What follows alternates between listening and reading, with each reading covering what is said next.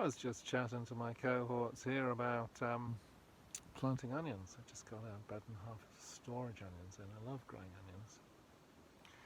People have been growing onions for a long time. You see Egyptian art relating to raising onions, and the Romans had specific names for people who raised onions and the specific beds they were raised in. Raising onions is an activity that transcends empires and eras and epistemologies, transcends a lot of stupidity. In England we have an old saying, when someone's wise they say, oh, they know their onions, and I remember I was sharing that one day with a stranger. I think it might have been at a farmer's market, and she was Russian, and she said, oh, we say the same thing in Russia.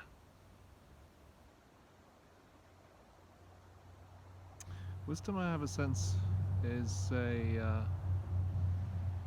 transcultural phenomenon. I don't know if it cares too much for the barbed wire idiocy of borders, the infantile spell of a flag. But it is born of native experience.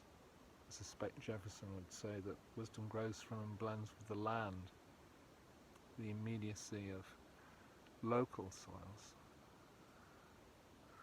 Wendell Berry, our farmer prophet, says, reject the government, embrace the flag.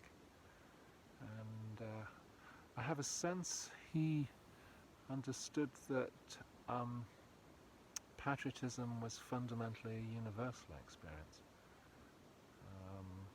I suspect it's one of the reasons I probably have far more in common with a Ukrainian or a Russian farmer or peasant than I do with lawyers and bankers and business people and their own forces. There's a great kindness that is born of loyalty to the facts and requirements of earthwork, and it puts paid to so many of the shibboleths, so much of the nonsense that defines our dominant cultural narrative.